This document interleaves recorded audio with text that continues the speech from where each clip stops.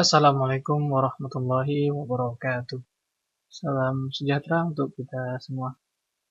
Baik, para mahasiswa sekalian. Nah, di video kali ini kita akan membahas tentang hygiene industry. Ya. Hey there. Subscribe to my channel. And also press this bell icon. Nah, hygiene industry adalah ilmu dan seni yang mempelajari bagaimana melakukan antisipasi, rekognisi, evaluasi, dan pengendalian ya, terhadap faktor bahaya atau hazard yang muncul di tempat kerja yang dapat menyebabkan pekerja sakit, mengalami gangguan kesehatan, dan rasa ketidaknyamanan baik di antara para pekerja maupun penduduk dalam suatu komunitas. Nah, jadi hygiene industry ini adalah satu ilmu dan seni ya yang mempelajari bagaimana melakukan antisipasi, rekognisi, dan evaluasi dan pengendalian terhadap faktor-faktor bahaya yang muncul di tempat kerja. Jadi ya kita harus di ilmu hygiene industry ini kita belajar bagaimana kita mengantisipasi, rekognisi, evaluasi, dan pengendalian terhadap faktor bahaya yang muncul ya di tempat kerja yang dapat menyebabkan pekerja bisa sakit, ya, gangguan kesehatan, dan ketidaknyamanan ya, baik itu antara pekerja maupun penduduk di sekitaran tempat kerja. Nah, konsep dalam hygiene industry ini, jadi dia adalah bagaimana membatasi paparan hazard yang diterima pekerja di tempat kerja. Jadi hygiene industry ini membatasi paparan yang diterima oleh pekerja. Nah, pembatasan dilakukan melalui proses antisipasi, rekognisi, evaluasi, dan pengendalian paparan yang ada di tempat kerja. Nah, pendekatannya melalui usaha preventif untuk melindungi kesehatan pekerja dan mencegah timbulnya efek yang ditimbulkan oleh pekerja. Ya, jadi memang kalau hygiene industry ini memang dia untuk membatasi paparan hazard ya, dengan cara melakukan antisipasi, rekognisi, lalu evaluasi, dan pengendalian dari paparan hazard ya, yang ada di tempat kerja. Jadi ini juga merupakan usaha preventif ya, preventif atau pencegahan ya, untuk melindungi kesehatan pekerja dan mencegah timbulnya efek yang ditimbulkan oleh bahaya. Nah, untuk kita masuki sejarahnya, jadi bagaimana sejarah hygiene industry ini? Jadi ya, hygiene industry ini sudah ada sejak sejak 400 tahun sebelum Masehi saat Hippocrates menemukan keracunan TB atau timbal ya. Nah, pada pekerja tambang. Nah, hygiene industry terus dikembangkan seiring dengan berjalannya waktu hingga pada tahun 1920 di Australia dibentuklah Australian Industrial Hygiene Division ya, atau divisi hygiene industry di Australia ini. Nah, di Amerika pula pada tahun 1938 dibentuk National Conference of Governmental Industrial Hygienists ya, atau NCGIH ya. Nah, ini yang kemudian berubah nama menjadi American Conference of Governmental Industrial Hygienists atau ACGIH ya. Dan pada tahun 1946. Nah, ini kemudian sampai sekarang. Ya. Nah, jadi di Indonesia sendiri sejarah mengenai hygiene industry itu sudah ada sejak masa kolonial Belanda, yaitu pada tahun 1930 dengan dikeluarkannya Mitch Polity Reglement, dan selanjutnya setelah masa penjajahan dibentuklah Hiperkes atau Hygiene, Pekerja dan Kesehatan pada tahun 1968 yang disusul dengan dikeluarkannya Undang-Undang Nomor 1 Tahun 1970 tentang keselamatan kerja. Nah, jadi apa tujuan dari hygiene industry ini? Jadi hygiene industry ini sebagai alat untuk mencapai derajat kesehatan tenaga kerja yang setinggi-tingginya. Jadi dia sebagai alat untuk mencapai derajat kesehatan tenaga kerja yang setinggi-tingginya. Baik buruh, petani, nelayan, pegawai negeri, ataupun pekerja bebas. Dengan demikian dimaksudkan untuk kesejahteraan tenaga kerja. Jadi apapun pekerjaannya, ya, Jadi ini dia, ya, bahaya di industri ini untuk mencapai derajat kesehatan tenaga kerja apapun pekerjaannya ya. Nah, sebagai alat yang kedua, sebagai alat untuk meningkatkan produksi.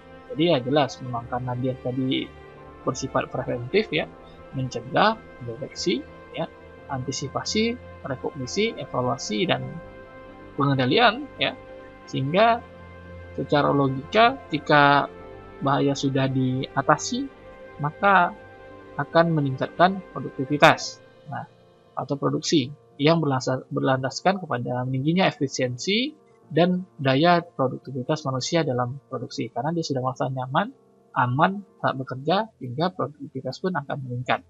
Nah, oleh karena hakikat tersebut selalu sesuai dengan maksud dan tujuan pembangunan di dalam suatu negara, maka hygiene perusahaan dan kesehatan kerja selalu diikutkan atau diikut sertakan dalam pembangunan tersebut. Ya, jadi pembangunan Indonesia, ini rencana pembangunan Indonesia.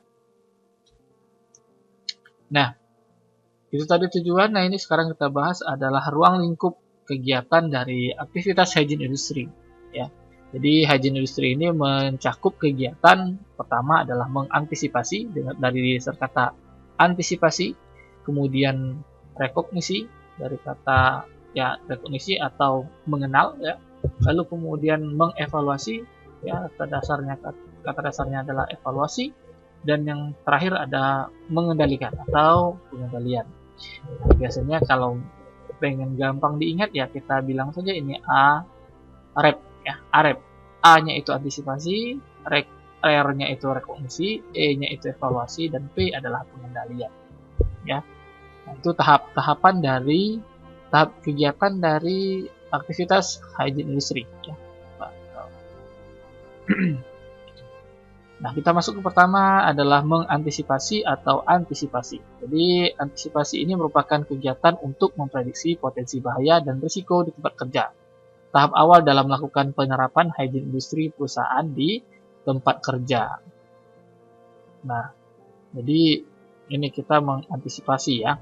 Nah, adapun tujuannya dari antisipasi ini adalah mengetahui potensi bahaya dan risiko lebih dini sebelum muncul menjadi bahaya dan risiko yang nyata. Mengetahui potensi bahaya ini ya, apa saja nih yang akan muncul ya lebih dini sebelum muncul terjadinya bahaya dan risiko yang nyata. Kemudian yang kedua, mempersiapkan tindakan yang perlu sebelum suatu proses dijalankan atau suatu area dimasuki. Jadi dengan antisipasi ini kita juga bisa mempersiapkan tindakan yang perlu ya, apa-apa saja tindakan yang nantinya akan dilakukan ya sebelum proses dijalankan atau pekerjaan dijalankan. Jadi kita sudah merencanakan apa-apa aja nanti ya. Dan yang ketiga adalah meminimalisasi kemungkinan risiko terjadi pada saat suatu proses dijalankan atau suatu area dimasuki. Nah, jadi dengan antisipasi ini kita juga bisa meminimalisir kemungkinan risiko yang terjadi. Seperti ini ya. Nah, ini kita banyak ya. Ini orang bekerja kan tentunya dengan berbagai bahaya yang mengintainya dan risiko pun yang mengintainya ya. Nah, ini kerja seperti ini. Nah, ini kan perlu diantisipasi ya, antisipasi. Kemudian ada rekognisi, mengenal atau rekognisi ya, mengenal ini merupakan serangkaian kegiatan untuk mengenali suatu bahaya lebih detail. Kalau tadi kita hanya mengantisipasi, kita hanya tahu oh ini bahaya, ada bahaya di sini, ada bising, ada bunyi, ada cahaya, ada panas, ada apa lagi. Nah, itu ya. Itu secara umum antisipasi tadi ya. Dan itu kalau diantisipasi ya, apa bedanya dengan rekognisi? Jadi kalau diantisipasi ini kita misalkan kita dengar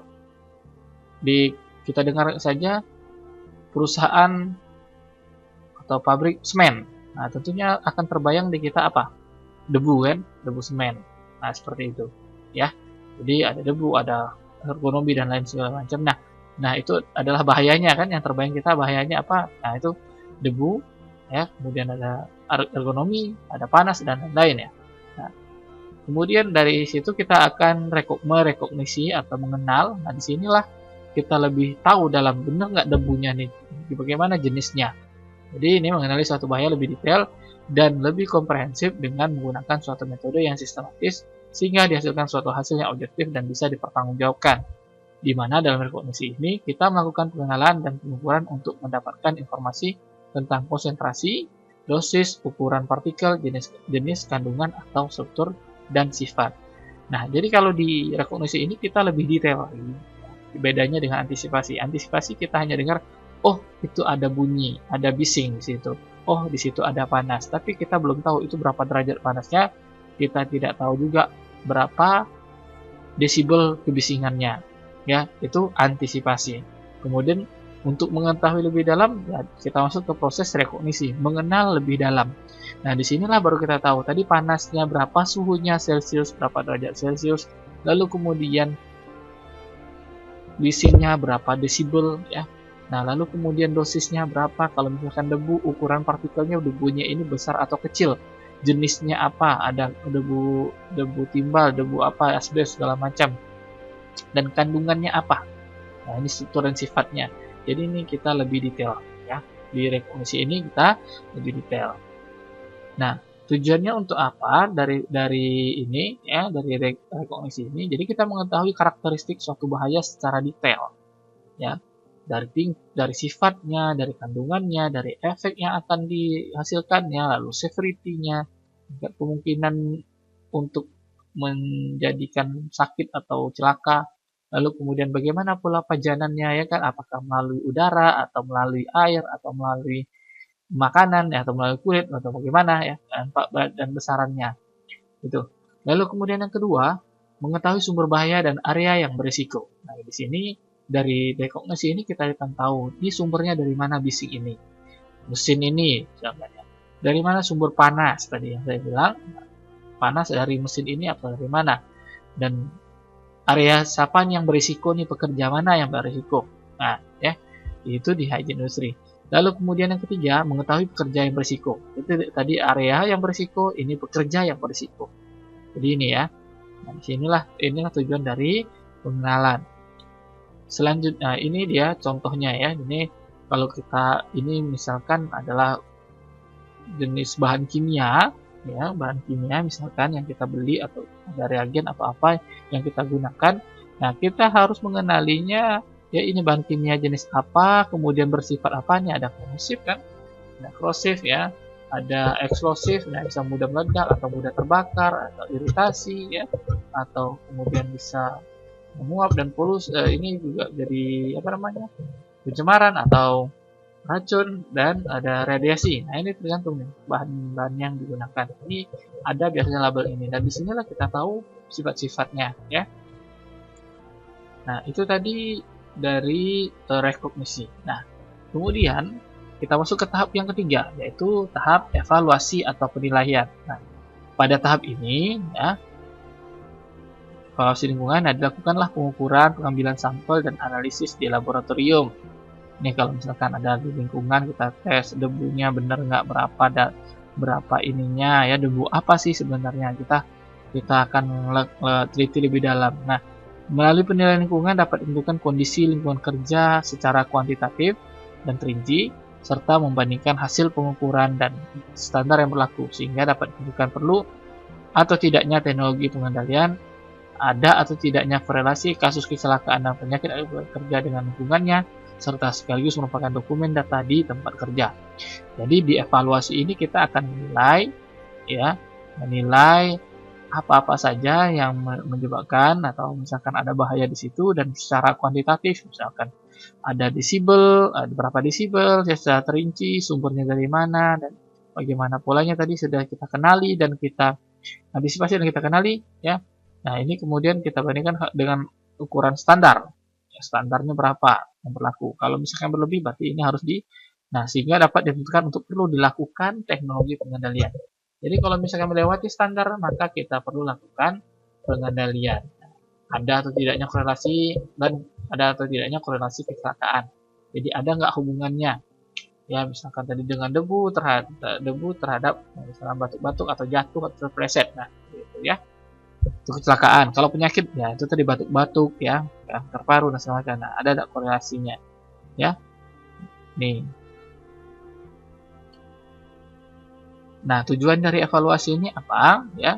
Jadi pertama kita mengetahui tingkat risikonya. Jadi seberapa besar risikonya ini loh ya. Terkait tadi paparan ya. Kemudian risikonya bagaimana, seberapa besar. Tingkat severity-nya tadi. Lalu kemudian untuk mengetahui pajanan pada pekerja. Jadi ini juga kita lihat ada paparannya bagaimana. Ya, pola paparan dan segala macam lah ya. Nah, terkait dengan pajanan bahaya. Lalu kemudian yang ketiga ada untuk memenuhi peraturan atau legal aspek ini ya, aturan perundang-undangan. Yang keempat, untuk mengevaluasi program pengendalian yang sudah dilaksanakan. Jadi sebenarnya hygiene industry ini juga sebenarnya dia berkelanjutan. Jadi sudah dilakukan sebelumnya, sudah pernah dilakukan hygiene industry dan sudah dilakukan pengendalian. Nah, selanjutnya kita lakukan lagi ya, pengenalan, rekognisi, pengenalan ya, antisipasi, pengenalan, kemudian lalu kita evaluasi. Nah, di evaluasi ini karena tadi kemarin sudah pernah dilakukan pengendalian, lalu kita evaluasi lagi setelahnya ya. Kita kenali lagi bahaya apa lagi yang muncul lagi di situ, kemudian masihkah muncul bahaya bising tadi, lalu kemudian kita ukur berapa desibelnya masih tetap atau enggak, dan lalu kemudian kita bisa tentukan ini pengendalian sebelumnya ini sudah efektif atau belum. Kalau belum berarti kita harus ubah. Kalau sudah efektif berarti tidak perlu diubah. Nah, selanjutnya yang kelima, memastikan apakah suatu area aman untuk dimasuki pekerja. Jadi dengan evaluasi ini kita bisa lihat ya, kita nilai di area ini sudah aman tidak dari bahaya radiasi kah, bahaya ledakan kah, bahaya apa ya, kimia kah ya. Nah, situ. Jadi kalau kita sudah pastikan aman, maka nanti kita akan pasang pamflet di situ, ini area aman. Jadi kalau misalnya ini area berbahaya, maka jangan dimasuki kalau tidak menggunakan alat atau tanpa izin. Yang keenam, ya, selanjutnya mengetahui jenis dan besaran hazard secara lebih spesifik. Jadi di evaluasi ini kita lebih spesifik, lebih detail. Oke, ini dia cara pengukuran dari kebisingan ya. Ini mengukur kebisingan ya. Nah, berapa desibel ya. Ini kalau untuk mengukur getaran. Nah, ini ya, vibration meter. Ukurlah getarannya ya. Nah, masuk ke tahap yang keempat, pengendalian atau mengendalikan. Nah, pengendalian merupakan faktor lingkungan.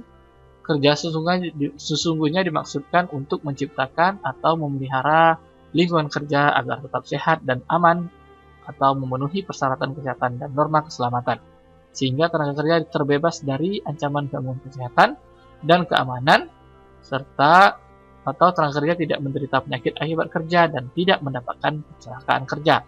Ada beberapa bentuk pengendalian atau pengontrolan di tempat kerja yang dapat dilakukan. Jadi memang ini pengendalian ini ya sudah di akhir ya. Jadi kita sudah evaluasi ini perlu dikendalikan atau tidak. Kemudian kita kalau misalkan perlu berarti kita lakukan pengendalian. Nah, pengendalian ini bertujuan untuk ya itu tadi ya. Dia menciptakan atau memelihara lingkungan kerja agar tetap sehat ya dan aman dan memenuhi persyaratan dan norma keselamatan. Nih.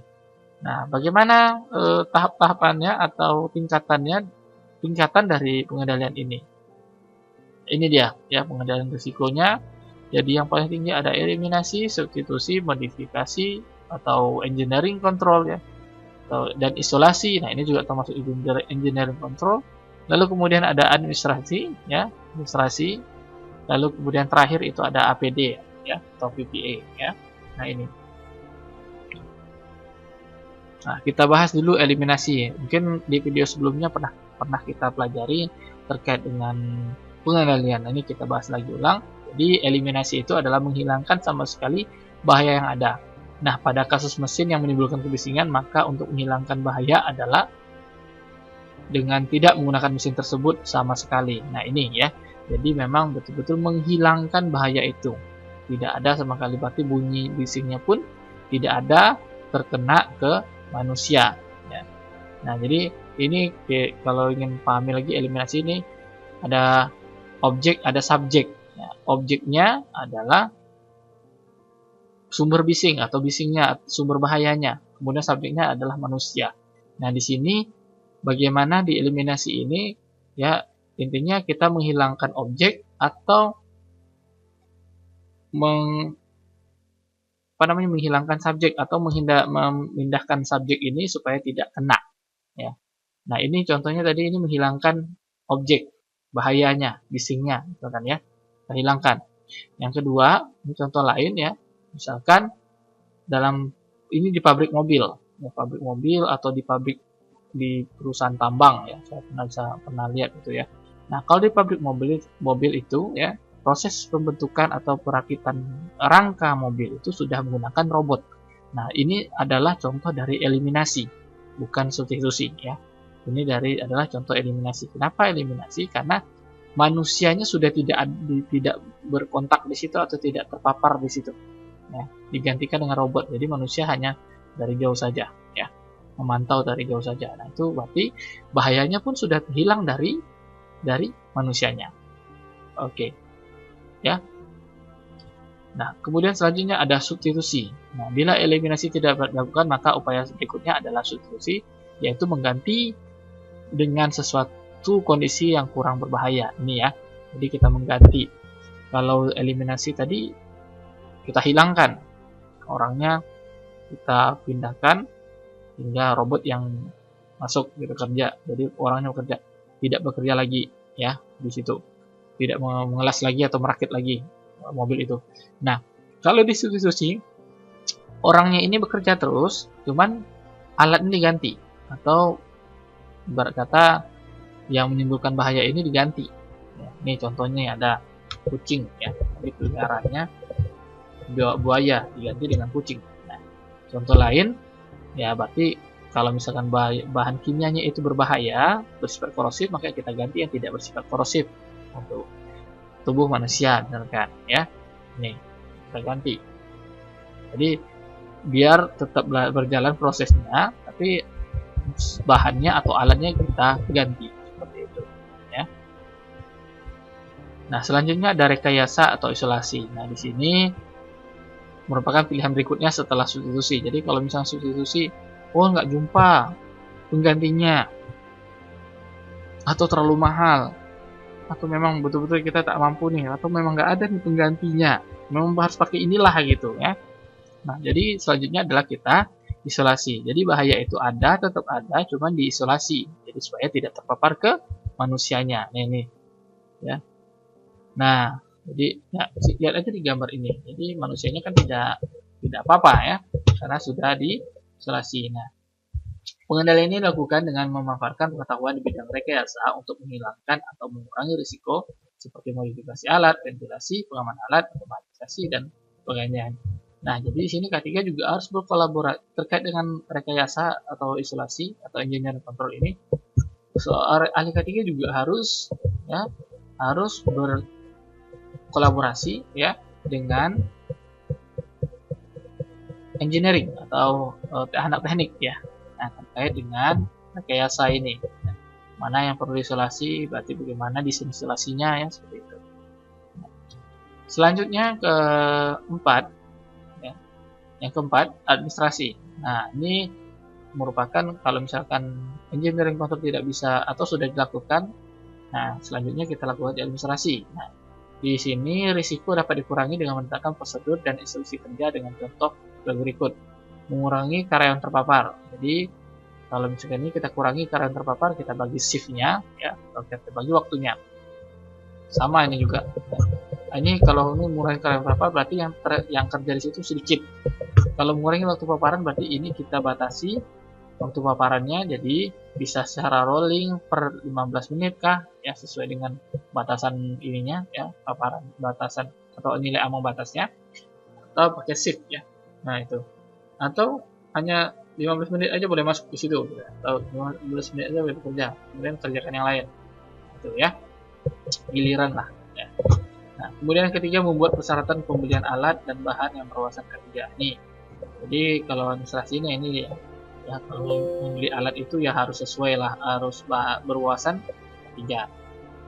Nah, selanjutnya membuat analisis pekerjaan yang berwawasan ketiga. Jadi kita juga harus menganalisis ini tahap-tahap kerjaannya bagaimana ya, tahap-tahap kerjaannya bagaimana. Jadi kita buat SOP-nya, bagaimana SOP-nya ini harus berwawasan ketiga ya. Selanjutnya yang terakhir adalah penggunaan APD.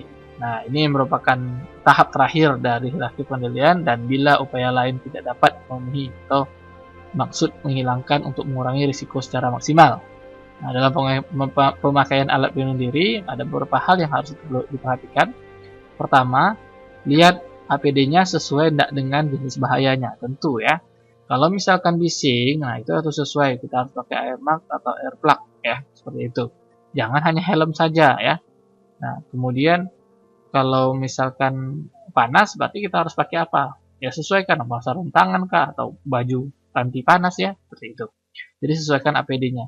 Lalu kemudian ada pelatihan, ya, dilatih bagaimana cara menggunakan, cara merawat, cara apa lagi?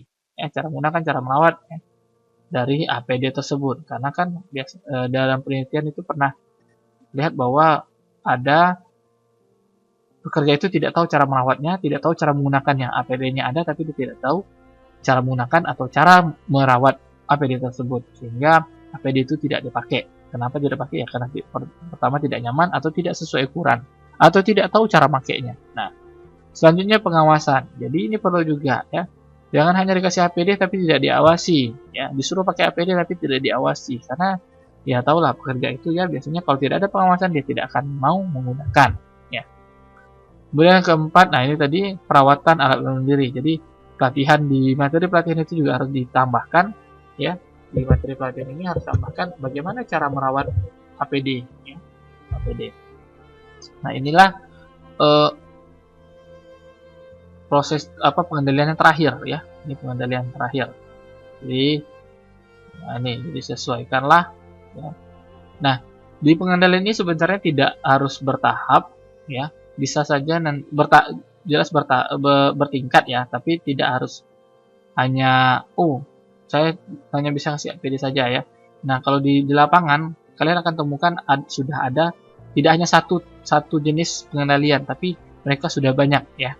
Ada sudah melakukan engineering control dengan cara isolasi, mereka lakukan lagi dengan pengendalian administrasi. Jadi dengan shift, dengan SOP, dengan apa lagi? Dengan izin kerja, lalu kemudian ditambah lagi dengan penggunaan APD. Jadi penggunaan APD. Jadi pengendalian itu tidak hanya satu saja ya. Misalkan substitusi saja atau engineering control saja tapi tidak dikasih APD atau tidak dibikin SOP. Nah, sebenarnya juga pengendalian itu ada yang di-combine ya. Jadi digunakan semuanya, misalnya gitu. Menggunakan engineering control, menggunakan pengendalian administrasi dan menggunakan APD ya. Nah, jadi muncul pertanyaan, bagaimana jika semua upaya pencegahan sudah dilakukan namun sumber bahaya masih tidak bisa diatasi? Nah, ini kalau misalnya udah berbahaya berarti ya bagaimana lagi ya? Udah takdir gitu ya. Nah, kita sudah berusaha ya tinggal nunggu takdirnya aja. Jadi memang sebenarnya yang penting kalau memang itu bahayanya sangat berbahaya, sangat krusial sekali ya mending dieliminasi aja, udah dihilangkan saja ya. Kenapa harus melihara buaya? Nah, ini contohnya. Ya. Jadi ya kalau memang tidak bisa dihindari ya udah lari ya. Tidak bisa diatasi ya udah lari, kita hindari bahaya tersebut ya. Nah, kita masuk ke manfaatnya. Jadi apa sih manfaat dari hygiene industri ini atau hygiene perusahaan ini? Ya, jadi diperoleh dari penerapan hygiene ini manfaatnya yang terdapat ya. Pertama, mencegah dan memberantas penyakit-penyakit dan kecelakaan akibat kerja. Ya, jadi hygiene industri ini bermanfaat ya sebagai pencegahan ya, dan pemberantasan penyakit akibat kerja dan kecelakaan akibat kerja. Yang kedua, dapat memelihara dan meningkatkan kesehatan tenaga kerja, jelas ya. Karena tadi kita sudah mengendalikan paparan, sudah mengenalinya ya, antisipasi, rekognisi, lalu kemudian kita evaluasi dan kita kendalikan. Selanjutnya yang ketiga, dapat memelihara dan meningkatkan efisiensi dan daya produktivitas tenaga kerja. Jadi ini ya. Dengan diterapkannya hygiene industri tadi, bahaya sudah dikendalikan, maka produktivitas pun akan efisien dan daya produktivitas pun akan meningkat ya. Nah, ini. Kemudian selanjutnya yang kelima, pemberantasan kelelahan dan meningkatkan kegairahan kerja. Ini. Jadi dengan hygiene industri tadi kita bisa memberantas kelelahan pada bekerja dan meningkatkan kegairahan kerja. Yalah, dengan sudah dijamin aman di situ, nah mereka akan semangat untuk bekerja. Selanjutnya yang kelima, memelihara dan meningkatkan